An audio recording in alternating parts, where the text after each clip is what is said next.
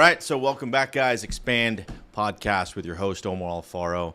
Yes, it's a little bit of a different setup, but geez, it's been 5 months since we filmed our last podcast episode, and a lot of stuff has happened. Life has happened for sure, with the birth of Luciano Gustavo Alfaro, and he was born February 15th. 2024. So yeah, we're coming up on 5 months in about 5 days. Pretty crazy that he's gonna be 5 months old.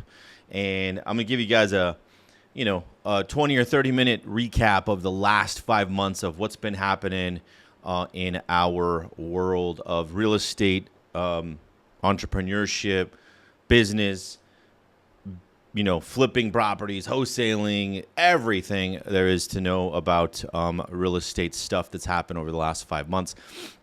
And guys, sorry for not keeping up to date with our podcast, but nonetheless, life happens and sometimes you have to put pause on things. And this is exactly what that was. Just really focusing on family, focusing on business, focusing on making sure the team is eating and the team is doing well, and focusing on where I needed to be focusing on.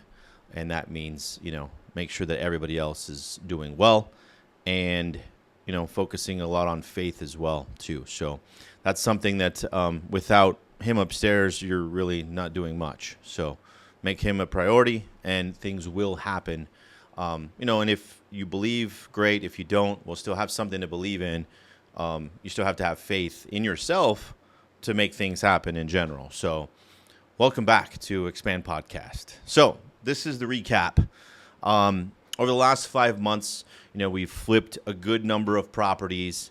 Some of them were breaking even. Some of them were, barely made $10,000 or $15,000. And I questioned myself as to why I'm flipping houses when I can go take a couple listings and make $15,000 to $20,000 in commission versus putting out $50,000, $60,000 to try to, go make $15,000 or $20,000 in profit. Doesn't really make sense at times. But remember, not every listing that you take is going to end up is going to end up selling for what you listed it for.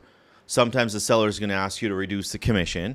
Sometimes the flip that you make, you're going to break even. Sometimes you're going to lose money. Sometimes you're going to make phenomenal profit on these flips.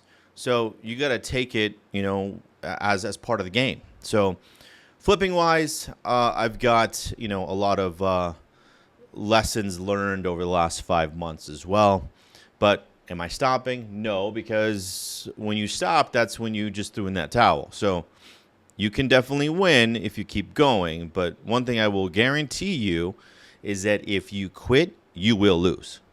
So I'm going to repeat that. If you quit, you will lose for sure. So on the flipping side, we're doing okay, just maintaining. But the cool part is I have increased my conversations and my connections with a lot of my investors who I'm giving now a 10 to 12% return on private capital, meaning that if somebody wants to make some interest on their money, they reach out to me, at Invest with Omar, or go to my IG at Invest with Omar as well. And they want to participate in some of our projects. If we have some available, we will, allow you to participate, providing we even need it. And that's been the cool part, is that a few of my deals that I've done, I've been able to raise some capital, use the gap funding for some of these projects. As an example, I buy a house for $300,000. I get hard money financing for 90% of it. That means that my down payment is $30,000, the 10%. And that 10% is $30K. So it's either coming out of my pocket to purchase this deal, or I get some gap funding. That means some private capital. And they come up with a $30K plus an additional $20,000, $30,000, $40,000, $50,000 depending on the rehab budget. So let's just say that a private investor says they're going to give me $70,000. Cool. That 70K, I give them $700 a month, ends up being a 12% interest. So $700 a month for me to borrow 70K plus that $90,000 first from the hard money lender. I'm out of pocket zero. I'm still managing the project. I finish the project, everyone gets paid, and then I have the profit. After the payments of the first and second, you can kind of figure out what your profit is. So if you're making $40,000 on a deal, it costs you zero to potentially make this flip. So kind of give you an idea of what I've been doing on some of our flips, which is cool. And then, that segues into our real estate business. Well, the real estate business over the last 5 months, retail side, we went from 700 houses for sale to 1,100. Literally, it feels like it happened overnight. Market's a little bit softer. Things are sitting a little bit longer.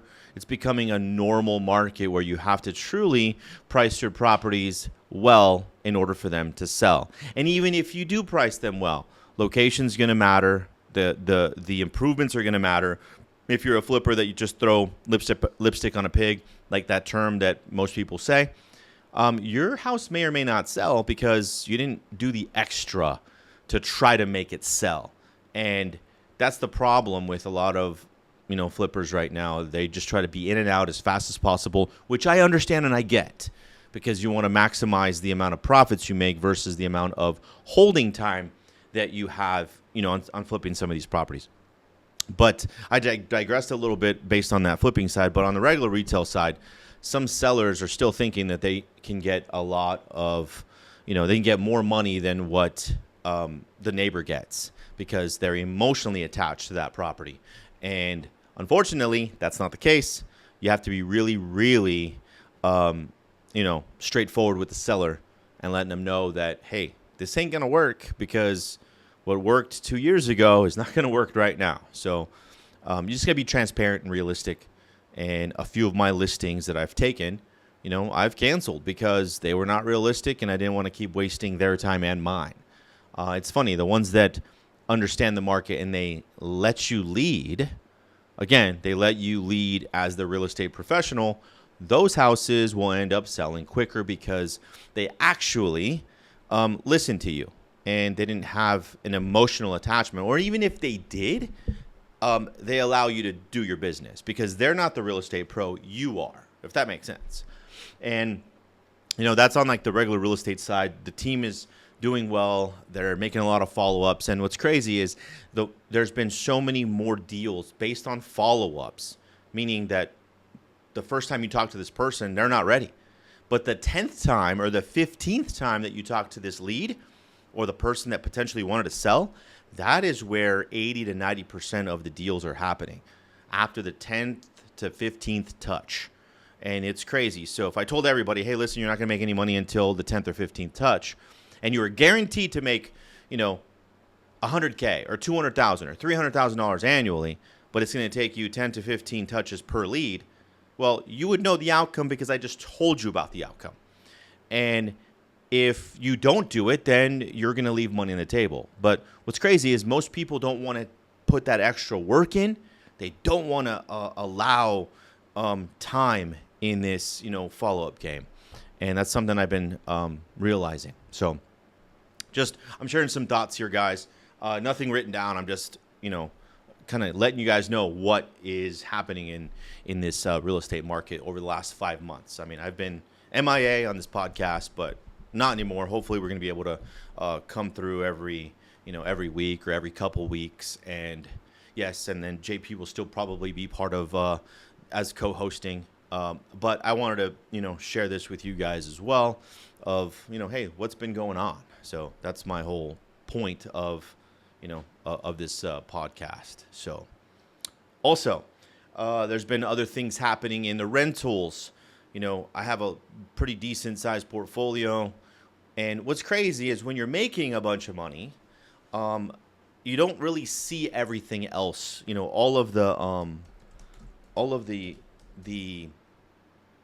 holes in the business. When you make a lot of money, it seems that the money fills all the holes, but the holes are still there. So if you're not really looking at your business, and the time that you do look at it, and this is across the board with everyone, if you're super busy and making a lot of earned income, it's hard to look at the holes because you're too busy making money. But that's when you need to look at all the holes, because you're making a bunch of money up top, but then you have some holes and it's just coming right back out. It's like trying to fill up a pot with little holes at the bottom. Sure, you're making a lot of, you're filling it with a lot of water, but all the water is coming out from the bottom. So what's the point of that? And this is kind of what I've been noticing over the last 5-6 months is that, there's some holes everywhere. So you got to plug them up and then, reposition and handle it. And this is something I'm going to be talking to you guys about rentals. Everybody wants that rental game. They want that positive cash flow of $200, $300, $400 a month, but it's going to cost you $20, $30, $40, $50,000 as a down payment to at least make $300 or $400. That doesn't make sense to me. And it did before, because when I bought a lot of my rentals, I bought them in 2009, 10, 11, and 12, where I paid minimal, I paid 30, 40, 50 bucks a square foot. And now they're cash flowing substantially because my cost basis was so low. And everybody wants it now. Oh, I want a rental. I want to own a door. Okay, but I would rather, and this is something I'm going to share with you, if you're not in the position of making a lot of money, earned income, and you really want to, make a difference in your life, or you want to add more capital, go wholesale some contracts, go flip some houses, or get really good at the regular real estate sales, or if you're a lender or whatever the case, go make a lot more money, and then use that money to go buy a flip, sell it, make $60,000, $70,000 versus putting $60,000, $70,000 on a property, and then you're only making $400 a month. $400 a month ain't really going to change your life. 60, 70,000 will. Yes, you have to pay some capital gains taxes and such, but so who cares? Go pay your 12 or 13 or I'm sorry, if it's a capital gains, you're going to be paying 48%. So your 60,000 bucks, you're going to pay the IRS 28,000 or 30K. Well, that's still better than making $300 a month. Does that make sense? You're going to make $30,000 or $40,000 that you can go do something with. So that's something that I was realizing about the rental side of it. And the crazy thing is, and most people don't see it this way, is that just because you have $400,000 or $500,000 in a property, or let's call it $100,000 of equity in a property, and you're only making $300 or $400, times that by 10, that's 3,000. Times it by 12, that's 3,600 bucks. Well, you have $100K in a property, and you're making $3,600 a month in positive cash flow. And you know what? That's 3.6%. That's not 36%. That's 3.6% return annually on your $100K. Now, I'll do something better. If you're making about 5% or 8%, say you're making 8%. You're making $8,000 a month or $8,000 a year on your $100,000 equity. Well, that's not a whole lot, because, like I said earlier, I give people 10 to 12% on their money. So I would much rather give someone $100,000 and I get $1,000 a month in pure profit, pure cash flow, not having to deal with toilets, tenants, air conditioning because it's 115 degrees out here and all the AC seem to take a shit immediately. And then guess what? I had to replace 3 or 4 different air conditionings. And there goes my whole cash flow for like a year and a half per property. But I still own the asset and I still have a lot of money invested in these, in these rentals. So that's something that I want to share with you is, it's not about the cash flow that you're making. It's about the cash flow that you're making based upon the equity that you have in your property. Again, the equity that you have in your property is something that you need to truly look at.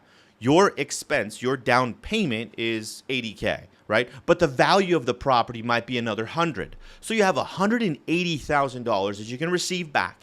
Sure, you may not have the asset no more, but you know what? You can take that 180K and go buy something else that might have a 2 to 3x more of a return per the cash flow that you were initially making on this property. Perfect example is I have a property in Arizona and it's been rented. And, we make, I don't know, probably $1,000 or $1,100 a month, okay, in positive cash flow. But I have like $700,000 available in equity plus my down payment, right? Or in addition to my down payment. So combined total. So let's just call it $700,000. Now, if I'm only making $1,000 a month in positive cash flow, I'm making $12,000 a year. And what did I say earlier?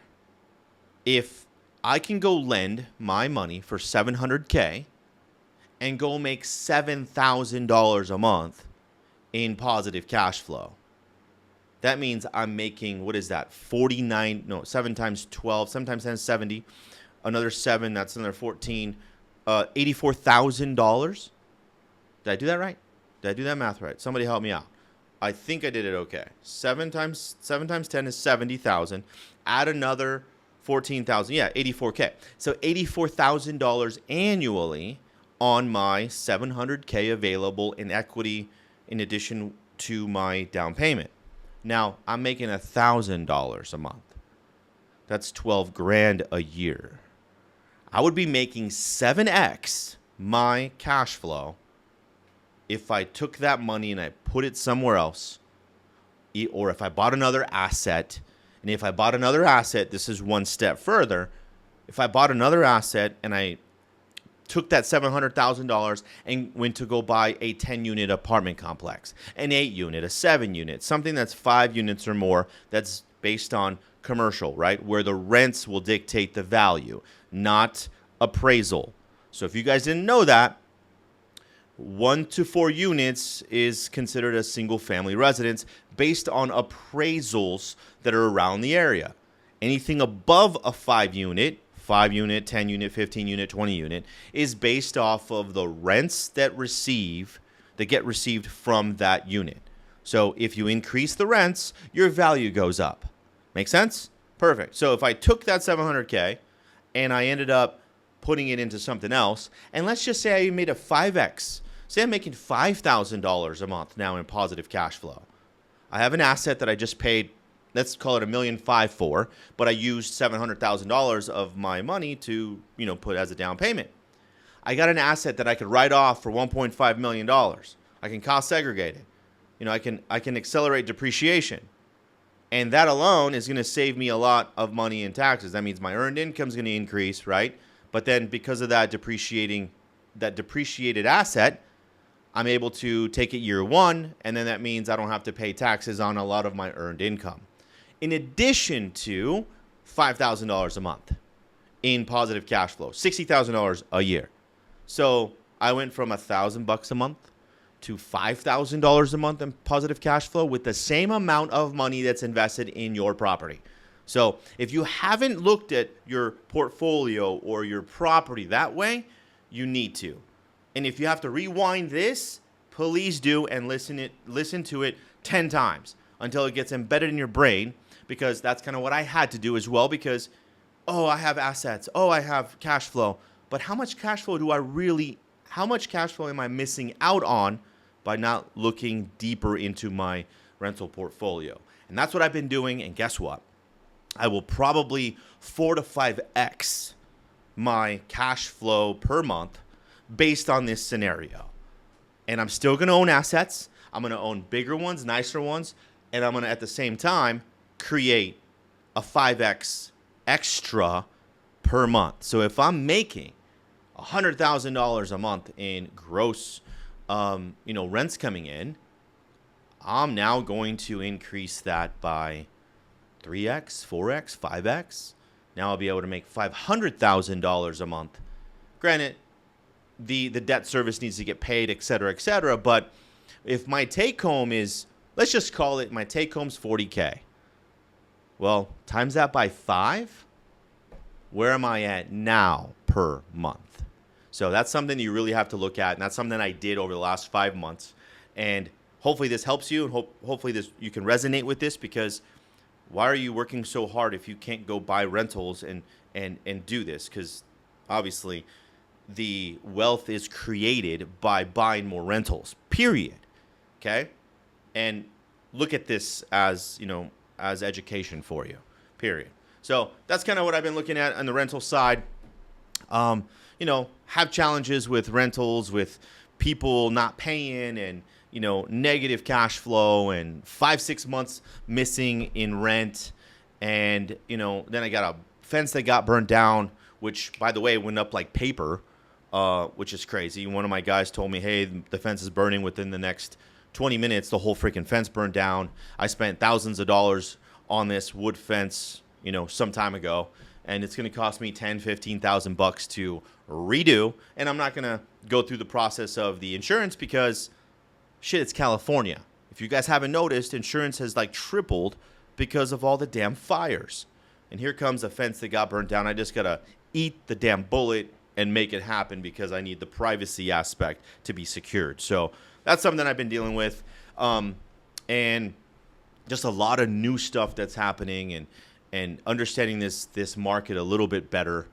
And as well as, this is something I'm super passionate about. I mean, we're in real estate. I've been in real estate for 22 years, 23 years. Got licensed in 2002. Kind of give you a format there of how old you think I am. If you do the numbers, I was licensed at 23 years old in 2002. You guys can do the math. I won't do it for you. But, in addition to not drinking alcohol the last 5 months, which is pretty crazy. My son was born. I correlated with keeping healthy, keeping energized, keeping my enthusiasm going. And I'm not saying that, hey, I'm never going to have a drink, but I might have one drink in like a year. Yeah, sure, whatever. I did not even celebrate the birth of my son, my first son. I didn't have a shot. I didn't have a beer. I didn't have a margarita. And trust me, we have an awesome Mexican restaurant with badass Cadillac margaritas. And if you guys don't know, you guys got to go visit Las Brisas Restaurant in Apple Valley. That's the plug, because it's a phenomenal place. It's been a family-owned business for, since I was 12 years old. So do the math there. And yeah, you guys need to. It's located in Apple Valley, and you guys will definitely have a great dinner and a great margarita if you drink. But something else on the health kick, and I'm getting in shape. Lost 27 pounds, which is pretty awesome, and I feel great. And, I just want to give you guys kind of a long-ass intro of like what's been happening over the last 5 months. But I'm super pumped and super excited about our newest venture too. Is like, I'm going to give you guys an example of this deal. I ended up, because, sometimes private lenders don't have enough money to give you right away. So I had to go look for other resources, not because I didn't have the cash, but check this out. I ended up buying a property for, I think, $290,000. And next thing you know, I think it cost me about 30 grand down to buy it, right? 10%. But then I had to come up with some rehab funds, and then I ended up, adding a little bit extra. I had to replace the septic tank. Long story short, I got some business funds, like business financing, because I have an LLC. So, and I've never done this before, but I opted in to get a business loan.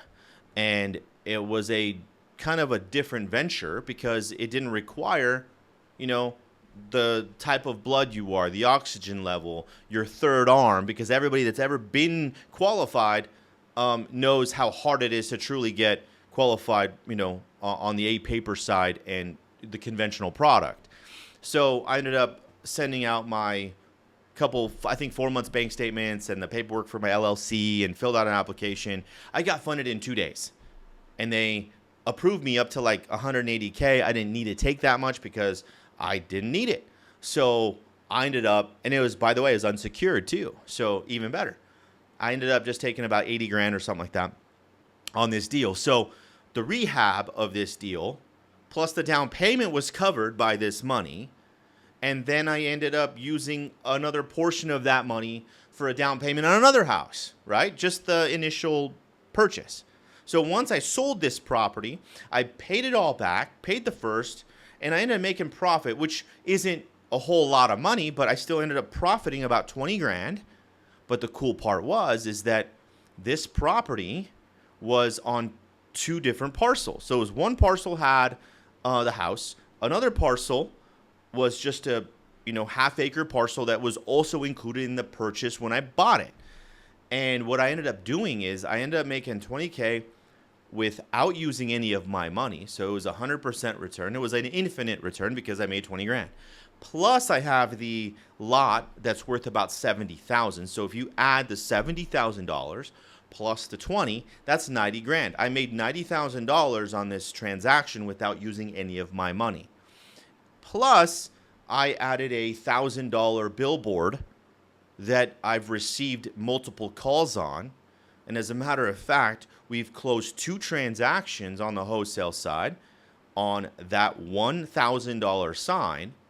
And I think the total amount of profit, we ended up making like $50,000 or $60,000 on that one sign. And so really, this deal that I got funded without any of my money into this transaction made us $160,000 with no money out of pocket because I reinvested and I put a $1,000 sign on this lot that I will own. I'm not going to sell it. And next thing you know, like I'm going to keep doing this because now that was the first time I tried it and I looked more into it. And if you guys ever thought about not using your money to flip some property, or if you have a business and you want to increase like your inventory so you can sell off, or if you own a restaurant and you need some gap funding for the next 2, 3, 4 months for the busy time, because every business owner needs inventory. If you own an HVAC company, you need inventory. If you have a plumbing company, you need some inventory. If you're going to be selling some, inventory, some services along with your labor, yes, you're going to need stuff like that. So this is to the business owners. If you guys ever need any type of funding for business and you have an LLC and you have a good track record, DM me. DM me the word funding, or just reach out to me here on YouTube or on Invest with Omar on IG. Or just give me a call and I can put you guys in touch. And as a matter of fact, I will have here on this YouTube the link directly for you to get funded if you choose to. Guys, it's the easiest thing. I mean, I did it and it's freaking awesome. Last time I checked, I didn't know I could make $160,000, $170,000 with no money out of pocket. I just had to connect the dots and kind of figure it out a little bit. But that's something that I'm super excited about, about our expand funding, and the link will be down below if you guys ever want to participate in some funding immediately, and you can do what you need to do with it. And as a flipper, dude, it's the best thing. I'm telling you, it's awesome. Sure, the interest rate might be a little different, but it doesn't matter because you're flipping it and it's not long-term debt, guys. It's not a 30-year fixed 7%. Sorry, it's not. If you want that, go ahead and make sure you give out all your paperwork and have fun trying to get qualified, especially if you're a business owner and you have P&Ls and you profit and loss and you don't want to show a lot of income because you're going to pay the IRS a lot of money. So everybody knows what I'm talking about, but that's something that I'm super passionate about as well. And it's cool. We're rocking and rolling. We're doing a lot of business, and can we get busier? Absolutely, we can. But I couldn't do any of this stuff without having faith, without weathering, without understanding that there's a light at the end of the tunnel and it's not a train. It's just part of the process that you have to go through. Anyone that starts businesses, anyone that is in sales, anybody that deals with people on a consistent basis, which we all do, there's a process to it. There really is. You want to truly connect with people. You want to understand the different personality types. You do want to understand people in general. So if you become better at knowing yourself, knowing thyself is that term, right? You can always connect more with other people. So that was a really long intro, guys, about what's been happening the last 5 months. Again, not scripted, just speaking from the heart. And to be honest, like I couldn't do any of this without having faith in the man upstairs, in addition to my family being supportive, because working all these crazy ass hours and trying to go to war for my family, when I come home, I take down all of my armor and just relax with my kids. I have a 4-year-old, almost 2-year-old, an almost 5-month-old in the household. And then in addition to my oldest daughter, Savannah, is starting college on the 22nd of August, and it's going to be dope. So we're making our adjustments to make sure that we're there and we're present for her as well. So, guys, I'm just a Mexican kid that was in this real estate business for 23 years, and I was a waiter at my parents' restaurant when some guy walked in and said, "Hey, do you want to sell some real estate?" I said, "Sure, how do I do it?" He's like, "I'll teach you, just pass the test." Pass the test, the rest is history. I'm not going to say it wasn't a challenge, but again, I'm going to tell you, if you quit, you will lose. If you quit in anything, you're going to lose. But if you keep going, regardless of the bullshit that you're going to go through and the challenges that you're going to be facing and the obstacles and everything else that comes to you. Last time I checked, you didn't throw your car away because you had a flat tire. You didn't throw your car away because your radiator blew, or you forgot to put enough gas in it, and you're on the side of the road, or you got hit or something. You didn't throw the car away. You fixed it and you kept going. Did you not? Yes. Same shit. Okay? This is exactly what life is. It's like, this is the journey. This is the coolest freaking part of it. And I'm enjoying it. And so is everybody else. And I hope this helped you create a little bit more connection. And hopefully it bridges a gap for what you think is going to happen to versus what you can control is your work output every single day. And that's what I have to share. I appreciate you guys listening. And make sure that you click the link and subscribe. We're going to be going live every couple weeks here in this office, and maybe even on Zoom or in our main podcast office. And we'll bring back JP as well as a co-host just to give a different perspective on this. And this is what's been happening. I appreciate you all. And make sure that you click the link, subscribe, and check out all the other links that we have in the body. And until our next episode, guys, Omar Alfaro, Expand Podcast. We'll see you guys soon. Peace.